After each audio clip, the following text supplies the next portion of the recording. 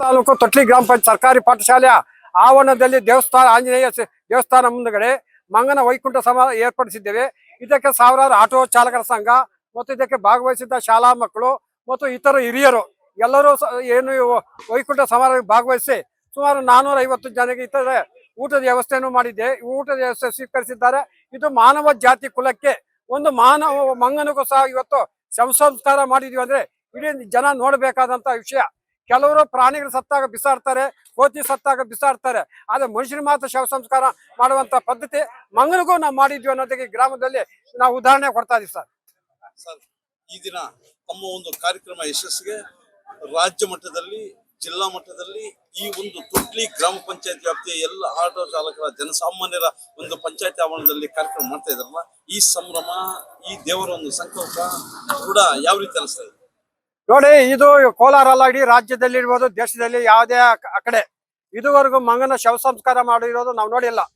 ಒಂದು ಮಂಗ ಸತ್ತಾಗ, ಒಂದು ಮರಿ ಸತ್ತಾಗ ಅವರ ಕುಟುಂಬ ಬಳಗ ಏನು ಅವ್ರ ತಾಯಿ ಕೋತಿಗಳೆಲ್ಲ ಅಂಗಲಾಚಿ ಮನುಷ್ಯನ ಮೇಲೆ ಅಟ್ಯಾಕ್ ಮಾಡ್ತವೆ. ಅಂತ ಪರಿಸ್ಥಿತಿಯಲ್ಲಿ ನಮ್ಮನ್ನು ಏನು ಮಾಡಲಿಲ್ಲ. ಇವತ್ತು ಅದೇ ಮಂಗನ ಸಂಸ್ಕಾರ ಮಾಡಿ ಇಡೀ ಕೋಲಾರ ಅಲ್ಲ, ರಾಜ್ಯದಲ್ಲಿ, ದೇಶದಲ್ಲಿ ಎಲ್ಲಾ ಕಡೆ ಇವತ್ತು ಬರಗಾಲದಲ್ಲಿ ಮಂಗನಿಗೆ ಊಟ ಕೊಟ್ಟು ಸಾವಿರಾರು ಹಣ್ಣುಗಳು ಕೊಟ್ಟು ನೀರು ಕೊಟ್ಟು ಅರಣ್ಯ ಇಲಾಖೆಯವರು ಇತರರು ಕಾಪಾಡ್ತಾರೆ. ಇವತ್ತು ಮಂಗನ ಶವ ಸಂಸ್ಕಾರ ಮಾಡಿರೋದಕ್ಕೆ ನಮ್ಮ ಕೋಲಾರ ತಾಲೂಕು ತೊಟ್ಲಿ ಗ್ರಾಮದಲ್ಲಿ ಉದಾಹರಣೆ ನಾವು ತಗೋಬೇಕು ಸರ್. ಹೃದಯ ರೋಗ ಮತ್ತು ಹೃದಯ ಶಸ್ತ್ರಚಿಕಿತ್ಸೆ, ವ್ಯಾಸ್ಕುಲರ್ ಶಸ್ತ್ರಚಿಕಿತ್ಸೆ, ಸಮಗ್ರ ಹೃದಯ ಆರೈಕೆ ಸೇವೆಗಳಿಗಾಗಿ ನಿಮ್ಮ ವಿಶ್ವಾಸಾರ್ಹ RL Jalappa Narayana heart centre, STUMC campus, Tamaka, Kolar. 180030090309.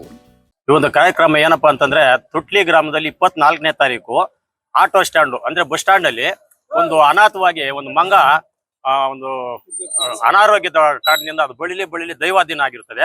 ಅದನ್ನ ಗಮನಿಸಿದಂತ ನಮ್ಮ ಆಟೋ ಚಾಲಕ ಸಂಘದವರು ಮತ್ತೆ ನಮ್ಮ ರಮೇಶ್ ಅಣ್ಣವರು, ಈ ತೊಟ್ಲಿ ಬಸ್ ಸ್ಟ್ಯಾಂಡ್ ತಕ್ಕ ಎಲ್ಲ ಸಾರ್ವಜನಿಕರು ಅದನ್ನ ಅನಾಥನಾಗಿ ಬಿಡಬಾರ್ದು ಅಂತ ಹೇಳ್ಬಿಟ್ಟು ಅದನ್ನೊಂದು ದೈವಾಧೀನ ಆದ್ಮೇಲೆ ಇವರೆಲ್ಲ ಒಂದು ಒಗ್ಗಟ್ಟಾಗಿ ಒಗ್ಗೂಡಿಸಿ ಅದನ್ನ ಒಂದು ಶವ ಸಂಸ್ಕಾರ ಮಾಡಿ ಅವತ್ತು ಕೂಡ ಒಂದು ಕಾರ್ಯಕ್ರಮ ಮಾಡಿ ಹಾಲು ತುಪ್ಪ ಎಲ್ಲ ಇಟ್ಟಿರ್ತಾರೆ.